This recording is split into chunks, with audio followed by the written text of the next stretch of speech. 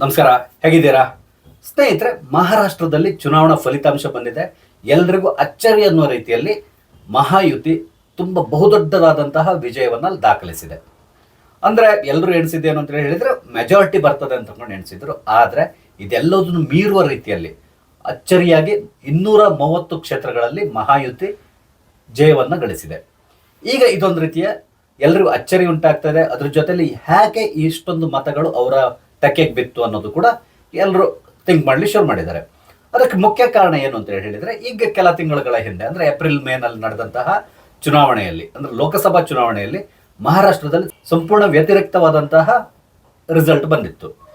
ಏನು ಅಂತೇಳಿ ಹೇಳಿದರೆ, ಅಲ್ಲಿರುವಂತಹ 47 ಕ್ಷೇತ್ರಗಳಲ್ಲಿ 30 ಕ್ಷೇತ್ರಗಳನ್ನು ಈ ಇಂಡಿ ಬ್ಲಾಕ್ ಜಯವನ್ನು ಗಳಿಸಿತ್ತಲ್ಲಿ. 17 ಕ್ಷೇತ್ರಗಳಲ್ಲಿ ಮಾತ್ರ NDA ಜಯವನ್ನು ಗಳಿಸಿತ್ತು.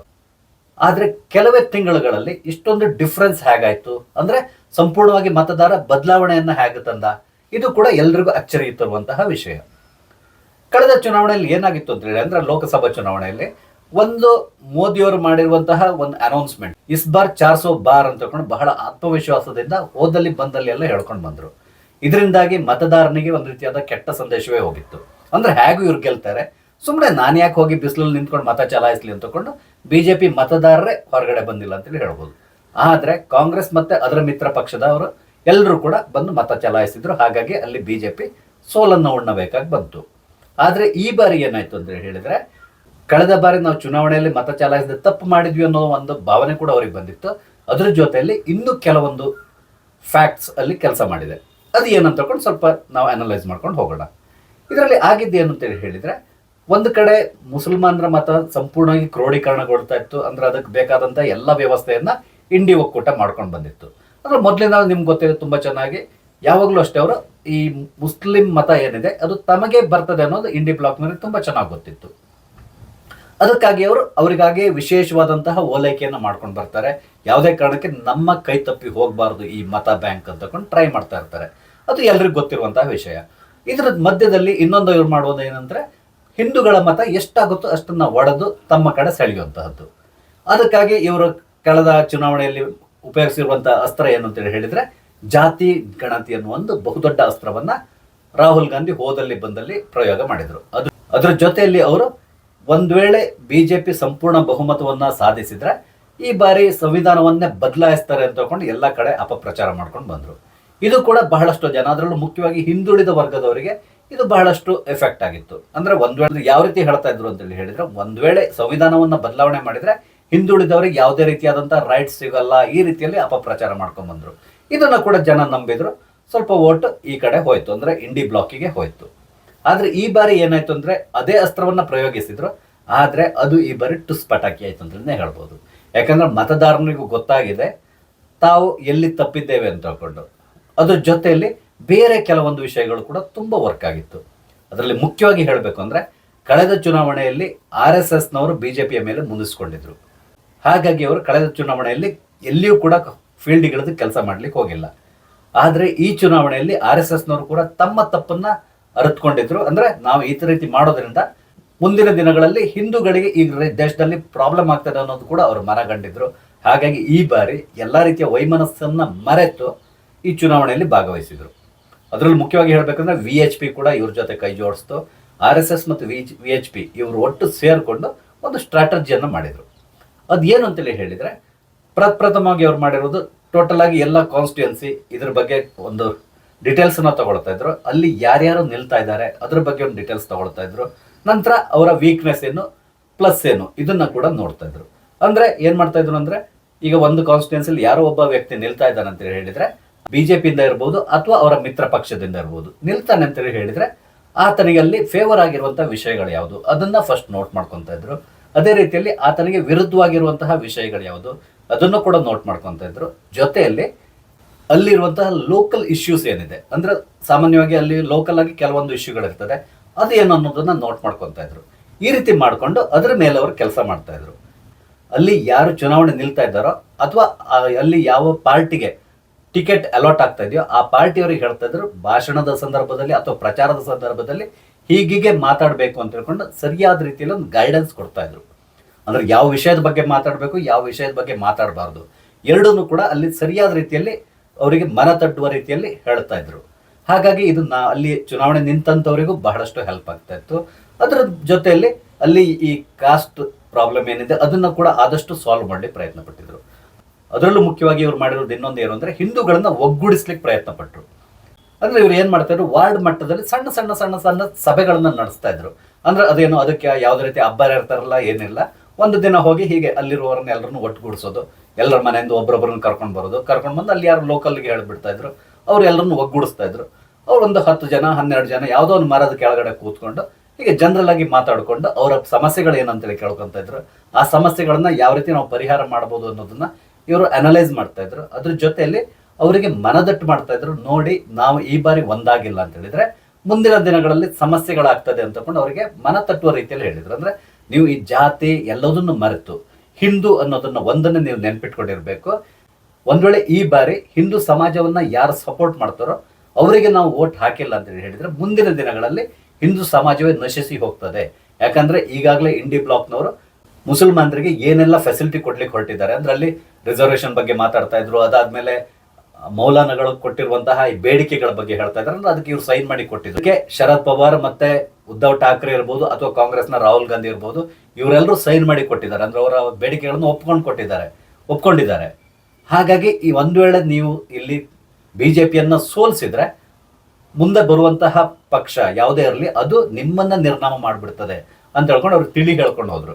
ಇನ್ನೊಂದು ಏನ್ ಮಾಡಿದ್ರು ಅಂದ್ರೆ ಜಾತಿ ಅಂತ ಕಾಂಗ್ರೆಸ್ ಏನ್ ಹೇಳ್ಕೊಂಡು ಹೋಗ್ತಾ ಇತ್ತು ಅದನ್ನ ಕೂಡ ಅವರು ಇದನ್ನ ನಂಬಬೇಡಿ, ಆ ರೀತಿ ಯಾವುದು ಆಗಲ್ಲ, ನಿಮ್ಗೆ ಯಾವ್ದೇ ರೀತಿಯ ಸಮಸ್ಯೆ ಇಲ್ಲ ಅಂತ ಹೇಳಿದ್ರು. ನಂತರ ಇನ್ನೊಂದು ಅಸ್ತ್ರ ಇತ್ತಲ್ಲಿ ಅವ್ರದ್ದು ಸಂವಿಧಾನದ ಬದಲಾವಣೆ, ಆ ರೀತಿ ಯಾವುದೇ ರೀತಿಯ ಪ್ಲಾನ್ ಇಲ್ಲ, ಆ ರೀತಿ ಸಾಧ್ಯನೂ ಇಲ್ಲ ಅಂತೇಳಿ ಹೇಳಿದ್ರು. ಈ ರೀತಿಯಲ್ಲಿ ಹೋಬಳಿ ಮಟ್ಟದಲ್ಲೋ ಅಥವಾ ಈ ವಾರ್ಡ್ ಮಟ್ಟದಲ್ಲಿ ಬೂತ್ ಮಟ್ಟದಲ್ಲಿ ಈ ರೀತಿಯಾಗಿ ಸಭೆಗಳನ್ನು ನಡೆಸ್ಕೊಂತ ಹೋದ್ರು. ಈ ಸಭೆಗಳು ಸ್ವಲ್ಪ ಸೈಲೆಂಟ್ ಆಗಿ ನಡೀತದೆ. ಹಾಗಾಗಿ ಯಾರಿಗೂ ಕೂಡ ಗೊತ್ತಾಗ್ತಾ ಇರಲಿಲ್ಲ. ಅಂದ್ರೆ ಗೊತ್ತಾಗೋರಿಗೆ ಗೊತ್ತಾಗ್ತಾ ಇತ್ತು. ಅದು ಬಿಟ್ಟು ಈ ದೊಡ್ಡ ದೊಡ್ಡ ಪಕ್ಷದವರಿಗೆ ಈ ರೀತಿ ಒಂದು ಒಳಗಡೆ ಒಂದು ಕೆಲಸ ನಡೀತಾ ಇದೆ ಅನ್ನೋದು ಕೂಡ ಯಾರಿಗೂ ಅಷ್ಟೊಂದು ಗೊತ್ತಾಗ್ಲಿಲ್ಲ. ಇದಕ್ಕೂ ಮುಖ್ಯವಾಗಿ ಇನ್ನೊಂದು ರೀಸನ್ ಏನು ಅಂತ ಹೇಳಿದ್ರೆ ಮಹಾರಾಷ್ಟ್ರದಲ್ಲಿರುವಂತಹ ಬಹಳಷ್ಟು ಮುಸ್ಲಿಂ ಸಂಘಟನೆಗಳು ಮತ್ತೆ ಕೆಲವೊಂದು NGOಗಳು, ನಿಮ್ಗೆ ಗೊತ್ತಿದೆ ವಿದೇಶದಿಂದ ಕಂಟ್ರೋಲ್ ಮಾಡುವಂತಹ NGOಗಳು ಕೂಡ ಬಹಳಷ್ಟು ಭಾರತದಲ್ಲಿದೆ. ಆ ರೀತಿ NGOಗಳು ಕೂಡ ಮೋದಿ ವಿರುದ್ಧವಾಗಿ ನೀವು ಕೆಲಸ ಮಾಡಬೇಕು ಅಂತ ಹೇಳಿ ಬಹಳಷ್ಟು ವರ್ಕ್ ಅನ್ನ ಮಾಡಿದ್ರು ಕೂಡ. ಅಂದ್ರೆ ಬಹಳಷ್ಟು ಮುಸ್ಲಿಂ ಸಂಘಟನೆಗಳು ಎಲ್ಲಾ ಕಡೆ ಮುಸಲ್ಮಾನರನ್ನ ಕಾಂಟ್ಯಾಕ್ಟ್ ಮಾಡ್ತಾ ಇದ್ರು. ಅವರಿಗೆ ಖಡಾಖಂಡಿತವಾಗಿ ಹೇಳ್ತಾ ಇದ್ರು, ಯಾವುದೇ ಕಾರಣಕ್ಕೆ ನೀವು ಬಿಜೆಪಿ ವಿರುದ್ಧವಾಗಿ ಯಾರು ನಿಂತಿರ್ತಾರೋ ಅವರಿಗೆ ಮತ ಚಲಾಯಿಸಬೇಕು ಅಂತ ಹೇಳ್ಕೊಂಡು ಅವ್ರನ್ನ ಕೂಡ ಜಾಗೃತಿ ಮಾಡ್ಕೊಂಡು ಬರ್ತಾ ಇದ್ರು. ಅದಕ್ಕೆ ವಿರುದ್ಧವಾಗಿ RSS ನವರು ಈ ರೀತಿ ಮಾಡ್ಕೊಂಡು ಹೋದ್ರು. ಅಂದ್ರೆ ಹಿಂದೂಗಳಿಗೆ ನಿಮ್ಗೆ ಬಿಜೆಪಿ ಪ್ಲಸ್ ಅವರ ಜೊತೆಲಿ ಯಾರಿದ್ದಾರೋ ಅವರಿಗೆ ಮತ ಚಲಾಯಿಸಬೇಕು ಅಂತ ಹೇಳಿ ಇವ್ರನ್ನ ಜಾಗೃತಿ ಮಾಡ್ಕೊಂಡು ಬಂದ್ರು. ಇದರಿಂದಾಗಿ ಇಫೆಕ್ಟ್ ಏನಾಯ್ತು ಅಂತ ಹೇಳಿದ್ರೆ ಬಿಜೆಪಿ ಮತ್ತು ಅದರ ಮಿತ್ರ ಪಕ್ಷಕ್ಕೆ ವೋಟ್ ಶೇರ್ ಜಾಸ್ತಿ ಆಗ್ತಾ ಹೋಯ್ತು. ಅದೇ ರೀತಿಯಲ್ಲಿ ಪ್ರತಿಯೊಬ್ಬರಿಗೂ ಕೂಡ ನೀವು ಮನೆಯಿಂದ ಹೊರಗಡೆ ಬಂದು ಮತ ಚಲಾಯಿಸಲೇಬೇಕು, ಇಲ್ಲ ಅಂತೇಳಿ ಹೇಳಿದ್ರೆ ಕೊನೆಗೆ ನೀವು ಸೋತ ಮೇಲೆ ನೀವು ಮನೇಲಿ ಕೂತ್ಕೊಂಡು ಯಾರನ್ನ ಬೈದ್ರು ಉಪಯೋಗ ಇಲ್ಲ ಅಂತ ಕೊಂಡು ಮನದಟ್ಟು ಮಾಡಿದ್ರು. ಇದು ಕೂಡ ಬಹಳಷ್ಟು ವರ್ಕೌಟ್ ಆಗಿತ್ತು. ಈ ರೀತಿಯಲ್ಲಿ RSS ಎಲ್ಲಾ ಕಡೆ ಒಟ್ಟಿಗೆ ಹೆಚ್ಚು ಕಡಿಮೆ ಒಂದು 60,000 ಸಭೆಗಳನ್ನ ನಡೆಸಿದ್ದಾರೆ ಅನ್ನೋ ಒಂದು ಸುದ್ದಿ ಬರ್ತಾ ಇದೆ. ಇದೆಲ್ಲದರ ಜೊತೆಗೆ ಇನ್ನೊಂದು ಅಲ್ಲಿ ಬಹಳಷ್ಟು ಕೆಲಸ ಮಾಡಿರುವಂತಹ ವಿಷಯ ಏನು ಅಂತ ಹೇಳಿದ್ರೆ ಯೋಗಿ ಆದಿತ್ಯನಾಥ್ ಅನ್ನುವ ಒಂದು ಫೈರ್ ಬ್ರ್ಯಾಂಡ್. ಇವ್ರು ಏನ್ ಮಾಡ್ತಾ ಇದ್ರು, ಇತ್ತೀಚೆಗೆ ಎಲ್ಲಾ ಭಾಷಣಗಳಲ್ಲಿ ಒಂದು ಮಾತನ್ನ ಹೇಳ್ತಾ ಇದ್ರು, ಬಟೆಂಗೆ ತೋ ಕಟೆಂಗೆ ಅಂತೇಳಿ ಹಿಂದೂಗಳಿಗೆ ವಾರ್ನ್ ಮಾಡ್ತಾ ಇದ್ರು. ಅಂದ್ರೆ ಒಂದ್ ವೇಳೆ ನಾವು ಒಗ್ಗೂಡ್ಲಿಲ್ಲ ಅಂತೇಳಿ ಹೇಳಿದ್ರೆ ನಮ್ಮನ್ನ ಪೀಸ್ ಮಾಡ್ತಾರೆ ಇಲ್ಲಿ, ಅಂದ್ರೆ ನಮ್ಮನ್ನ ಟೋಟಲ್ ಆಗಿ ನಿರ್ನಾಮ ಮಾಡ್ತಾರೆ ಅಂತ ತಕೊಂಡು ಮತದಾರರಿಗೆ ಹೇಳಿ ಶುರು ಮಾಡಿದ್ರು. ಈ ಸ್ಲೋಗನ್ ಬಹಳಷ್ಟು ಫೇಮಸ್ ಆಯ್ತು. ಎಲ್ಲಿವರೆಗೆ ಅಂತ ಹೇಳಿದ್ರೆ ಮಹಾರಾಷ್ಟ್ರದಲ್ಲಿ ಗಲ್ಲಿಗಳಲ್ಲಿ ಈ ಸ್ಲೋಗನ್ನ ಬ್ಯಾನರ್ಗಳನ್ನ ಹಾಕ್ಲಿಕ್ಕೆ ಶುರು ಮಾಡಿದ್ರು. ಅಂದ್ರೆ ಬಟೆಂಗೆ ತೋ ಕಟೆಂಗೆ ಅಂತ ತಕೊಂಡು ಸ್ಲೋಗನ್ ಹಾಕೊಳ್ಳಿ ಶುರು ಮಾಡಿದ್ರು. ಇದು ಒಂದ್ ಕಡೆ ಆಯ್ತು. ಅದಾದ್ಮೇಲೆ ಮೋದಿ ಕೂಡ ಇನ್ನೊಂದು ಸ್ಲೋಗನ್ ಕೊಟ್ರಲ್ಲಿ, ಅದೇನು ಅಂತ ಹೇಳಿದ್ರೆ ಏಕ್ ಹೇ ತೋ ಸೇಫ್ ಹೇ ಅಂತ ಹೇಳ್ಕೊಂಡು ಈ ಸ್ಲೋಗನ್ ಕೂಡ ಬಹಳಷ್ಟು ಫೇಮಸ್ ಆಯ್ತು. ಇದನ್ನ MVA ಅವರು ಬಹಳಷ್ಟು ಖಂಡಿಸ್ಕೊಂಡು ಬಂದ್ರು. ಅಂದ್ರೆ ಇವರು ಮತಗಳನ್ನ ಕ್ರೋಢೀಕರಿಸಲಿಕ್ಕೆ ಹಿಂದೂಗಳನ್ನ ಎತ್ತಿ ಕಟ್ತಾ ಇದ್ದಾರೆ ಹಾಗೆ ಹೀಗೆ ಅಂತ ಕೊಂಡಲ್ಲೇ ಹೇಳ್ಕೊಂಡು ಬಂದ್ರು. ಆದ್ರೆ ಅದ್ರ ಬಗ್ಗೆ ಬಿಜೆಪಿ ಅವರಾಗ್ಲಿ ಅಥವಾ ಅದರ ಮಿತ್ರ ಪಕ್ಷದವರಾಗ್ಲಿ ತಲೆ ಕೆಡಿಸ್ಕೊಳ್ಲಿಕ್ಕೆ ಹೋಗ್ಲಿಲ್ಲ. ಇದೇ ಸ್ಲೋಗನ್ನ ಎಲ್ಲಾ ಕಡೆ ಹೇಳ್ಕೊಂಡು ಬಂದ್ರು. ಆದ್ರೆ ಇವರ ಪಕ್ಷದಲ್ಲೇ ಇದ್ದಂತಹ ಅಜಿತ್ ಪವಾರ್ ಇದನ್ನ ವಿರೋಧಿಸಿದ್ರು. ನಿಮ್ಗೆ ಗೊತ್ತಿರ್ಬೋದು ಅವ್ರು ಬಹಳಷ್ಟು ಮುಸಲ್ಮಾನರಿಗೆ ಕೂಡ ಟಿಕೆಟ್ಗಳನ್ನ ಕೊಟ್ಟಿದ್ರು. ಹಾಗಾಗಿ ಅವರಿಗೆ ಇದನ್ನ ಹೇಳ್ಕೊಂಡು ಹೋಗ್ಲಿಕ್ಕೆ ಆಗ್ತಾ ಇರಲಿಲ್ಲ. ಅಂದ್ರೆ ಮುಸಲ್ಮಾನರ ವಿರೋಧವಾಗಿ ಮೋದಿ ಮಾತಾಡ್ತಾ ಇದ್ದಾರೆ ಅನ್ನೋದು ಎಲ್ರಿಗೂ ಗೊತ್ತಿತ್ತು. ಅಂದ್ರೆ ಒಂದ್ ವೇಳೆ ನೀವು ಒಗ್ಗಟ್ಟಾಗಿಲ್ಲ ಅಂದ್ರೆ ಮುಸಲ್ಮಾನರು ಮುಂದಿನ ದಿನಗಳಲ್ಲಿ ನಿಮ್ಮನ್ನ ಇಲ್ಲಿ ಇರ್ಲಿಕ್ಕೆ ಬಿಡಲ್ಲ ಅಂತ ಹೇಳ್ಕೊಂಡು ಜಾಗೃತಿಯನ್ನು ಮೂಡಿಸ್ಲಿಕ್ಕೆ ಪ್ರಯತ್ನ ಪಡ್ತಾ ಇದ್ರು. ಯಾಕಂದ್ರೆ ಹಿಂದೂಗಳು ಮೊದಲಿಂದನೂ ಇಲ್ಲಿದ್ರು, ಮುಸಲ್ಮಾನರು ಇದ್ರು, ಒಂದ್ ರೀತಿ ಸಾಮರಸ್ಯ ಇತ್ತು. ಆದ್ರೆ ಈಗ ಆ ಸಾಮರಸ್ಯ ಹೋಗ್ಬಿಟ್ಟಿದೆ. ಅದಕ್ಕೆ ಮುಖ್ಯ ಕಾರಣ ಪೊಲಿಟಿಕ್ಸ್ ಅಷ್ಟೇ. ಕಾಂಗ್ರೆಸ್ನವರಂತೂ ಸಂಪೂರ್ಣವಾಗಿ ಮುಸಲ್ಮಾನರನ್ನು ಓಲೈಕೆ ಮಾಡ್ಕೊಂಡ್ ಬರ್ತಾ ಇದ್ದಾರೆ. ಅವ್ರು ಏನ್ ಹೇಳಿದ್ರು ಅದನ್ನ ಕೇಳ್ತಾರೆ. ಅದಕ್ಕೆ ಬಹುದೊಡ್ಡ ಉದಾಹರಣೆ ಈ ಮೌಲಾನಾಗಳು ಕೇಳಿರುವಂತಹ ಈ 17 ಬೇಡಿಕೆಯನ್ನ ಈಡೇರಿಸ್ತೇವೆ ಅಂತ ಸೈನ್ ಮಾಡಿ ಕೊಟ್ರಲ್ಲ, ಅದೇ ಸಾಕಾಗ್ತದೆ, ಎಲ್ರಿಗೂ ಸಾಕ್ಷಿ. ಹಾಗಾಗಿ ಆದಷ್ಟು ಹಿಂದೂಗಳ ಮತವನ್ನ ಕ್ರೋಢೀಕರಿಸಲಿಕ್ಕೆ ಪ್ರಯತ್ನ ಪಟ್ಟರು. ಅದರಲ್ಲಿ NDA ಯಶಸ್ಸನ್ನು ಕೂಡ ಗಳಿಸ್ತು. ಇದರಿಂದಾಗಿ ಅಲ್ಲಿ ಮಹಾಯುತಿಗೆ ಒಂದು ರೀತಿಯಾದ ಲ್ಯಾಂಡ್ ಸ್ಲೈಡ್ ವಿಕ್ಟರಿ ಕೂಡ ಸಿಕ್ಕಿದೆ. ಈಗ ಅಲ್ಲಿ ಏನಾಗಿದೆ ಅಂತ ಹೇಳಿದ್ರೆ, ಕಾಂಗ್ರೆಸ್ ಮತ್ತೆ ಅದರ ಮಿತ್ರ ಪಕ್ಷಗಳು ಏನಿದೆ, ಈ MVA ಯಲ್ಲಿರೋರು ಈಗ 1000 ಬಾರಿ ಯೋಚನೆ ಮಾಡ್ಬೇಕಾಗಿ ಬಂದಿದೆ. ಅಂದ್ರೆ ಅವ್ರು ಎಣಿಸ್ಕೊಂಡಿದ್ದೇನು ಅಂತ ಹೇಳಿದ್ರೆ, ಹಿಂದೂಗಳು ಯಾವುದೇ ಕಾರಣಕ್ಕೆ ಒಗ್ಗಟ್ಟಾಗಲ್ಲ, ಒಟ್ಟಿಗೆ ಸೇರಲ್ಲ, ಇದರಿಂದಾಗಿ ನಮ್ಗೆ ಲಾಭ ಆಗುತ್ತೆ ಅಂತ ನೆನೆಸಿದ್ರು. ಅಟ್ಲೀಸ್ಟ್ ಒಂದು 100+ ಸ್ಥಾನಗಳನ್ನು ನಾವು ಗೆಲ್ತೇವೆ ಅಂತ ತಕೊಂಡು ಅವರು ಎಣಿಸ್ಕೊಂಡಿದ್ರು. ಆದ್ರೆ ಈಗ ಎಲ್ಲದೂ ಉಲ್ಟಾಗಿದೆ. ಅದರ ಬದಲಿಗೆ ಹಿಂದೂಗಳು ಈ ಬಾರಿ ಬಹುಶಃ ಭಾರತ ದೇಶದಲ್ಲಿ ಪ್ರಥಮ ಬಾರಿಗೆ ಅನಿಸ್ತದೆ ಹಿಂದೂಗಳು ಈ ರೀತಿಯಾಗಿ ನಾವು ಒಗ್ಗಟ್ಟಾಗಿ ಇದ್ದೇವೆ ಅಂತೇಳಿ ಹೇಳಿ ತೋರಿಸ್ಕೊಂಡಿರೋದು. ಈ ಮುಖಾಂತರ ಮಹಾರಾಷ್ಟ್ರದಲ್ಲಿ ಸಂಪೂರ್ಣವಾಗಿ ಕೇಸರಿಮಯ ಆಗುವ ರೀತಿಯಲ್ಲಿ ಮಾಡಿಬಿಟ್ಟಿದೆ. ಎಲ್ಲಿ ನೋಡಿದ್ರು ಕೂಡ ಅಂದ್ರೆ ಈ ಮ್ಯಾಪ್ ಅನ್ನು ತೋರಿಸ್ತಾರಲ್ಲ, ಅಂದ್ರೆ ಎಲ್ಲೆಲ್ಲಿ ಈ ಬಿಜೆಪಿ ಮತ್ತು ಮಿತ್ರ ಪಕ್ಷಗಳು ಗೆದ್ದಿದೆ ಅಂತ ಮ್ಯಾಪ್ ಅನ್ನು ತೋರಿಸ್ತಾರಲ್ಲ, ಅದರಲ್ಲಿ ನೋಡಿದ್ರೆ ಸಂಪೂರ್ಣವಾಗಿ ಇಡೀ ಮಹಾರಾಷ್ಟ್ರ ಸ್ಯಾಫ್ರಾನ್ ತರ ಕಾಣಿಸ್ತಾ ಇದೆ. ಅಂದ್ರೆ ಕೇಸರಿಮಯ ಆಗ್ಬಿಟ್ಟಿದೆ. ಅಲ್ಲಲ್ಲಿ ಬೇರೆ ಕಲರ್ ಇದೆ, ಬಿಟ್ರೆ ಸಂಪೂರ್ಣವಾಗಿ ಆಲ್ಮೋಸ್ಟ್ ಕೇಸರಿಮಯ ಆಗ್ಬಿಟ್ಟಿದೆ. ಈ ಮುಖಾಂತರ ಅಲ್ಲಿ ಮಹಾರಾಷ್ಟ್ರದಲ್ಲಿ ಬಿಜೆಪಿ ಮತ್ತೆ ಅದರ ಮಿತ್ರ ಪಕ್ಷಗಳು RSS, VHP ಮತ್ತೆ ಯೋಗಿ ಆದಿತ್ಯನಾಥ್ ಇವರ ಒಗ್ಗಟ್ಟಿನ ಫಲವಾಗಿ ಸಂಪೂರ್ಣವಾದಂತಹ ವಿಜಯವನ್ನ ಮಹಾರಾಷ್ಟ್ರದಲ್ಲಿ ಗಳಿಸಿದೆ ಅಂತ ಅನಿಸ್ತದೆ. ಒಟ್ಟಾರೆಯಾಗಿ ಈ ಬಾರಿ ಮಹಾರಾಷ್ಟ್ರ ಚುನಾವಣೆಯಲ್ಲಿ ಯೋಗಿ ಅನ್ನುವ ಒಂದು ಸುನಾಮಿ ಕೂಡ ಬಹಳಷ್ಟು ಕೆಲಸ ಮಾಡಿದೆ. ಅದರ ಜೊತೆಯಲ್ಲಿ ಮೋದಿ, RSS ಮತ್ತು VHP ಇವರು ಕೂಡ ಒಗ್ಗಟ್ಟಿನಿಂದ ಕೆಲಸ ಮಾಡಿರೋದ್ರಿಂದ ಸಂಪೂರ್ಣವಾಗಿ ಮಹಾರಾಷ್ಟ್ರದಲ್ಲಿ ಕ್ಲೀನ್ ಸ್ವೀಪ್ ಅನ್ನ ಮಾಡಿಬಿಟ್ಟಿದೆ. ಎಲ್ಲಿವರೆಗೆ ಅಂತ ಹೇಳಿದ್ರೆ, ರಾಹುಲ್ ಗಾಂಧಿ ಮತ್ತು ಅವರ ಮಿತ್ರರು ಈಗ ಬಾಯಿ ಬಿಚ್ಚಲಿಕ್ಕಿಲ್ಲ, ಆ ರೀತಿಯಾದಂತಹ ಪರಿಸ್ಥಿತಿಯಲ್ಲಿ ನಿರ್ಮಾಣ ಆಗಿದೆ. ಒಂದಂತೂ ಸತ್ಯ, ಇದು ಯಾರು ಊಹಿಸದಂತಹ ರಿಸಲ್ಟ್ ಮಹಾರಾಷ್ಟ್ರದಲ್ಲಿ ಬಂದಿದೆ. ಹಾಗಾಗಿ ಪುನಃ ನಾನು ಮಾತಾಡ್ತಾ ಇದ್ದೇನೆ. ಸ್ನೇಹಿತರೆ, ನಾನಿಲ್ಲಿ ಹಂಚಿಕೊಂಡಿರುವಂಥ ವಿಷಯ ನಿಮಗೆ ಸರಿ ಇದೆ ಅನ್ಸಿದ್ರೆ ದಯವಿಟ್ಟು ಕಮೆಂಟ್ ಮುಖಾಂತರ ತಿಳಿಸಿ. ಇಲ್ಲ ತಪ್ಪು ಅಂತ ಹೇಳಿದ್ರೆ ಅಥವಾ ನಿಮಗೆ ಬೇರೆ ಏನಾದ್ರು ವಿಷಯ ನಿಮ್ಮ ಹತ್ರ ಇದ್ರೆ ಅದನ್ನು ಕೂಡ ದಯವಿಟ್ಟು ನನ್ನ ಜೊತೆ ಹಂಚಿಕೊಳ್ಳಿ. ಅದೇ ರೀತಿಯಲ್ಲಿ ದಯವಿಟ್ಟು ನನ್ನ ಚಾನಲ್ ಸಬ್ಸ್ಕ್ರೈಬ್ ಮಾಡಿ. ನಮಸ್ತೆ, ಜೈ ಹಿಂದ್.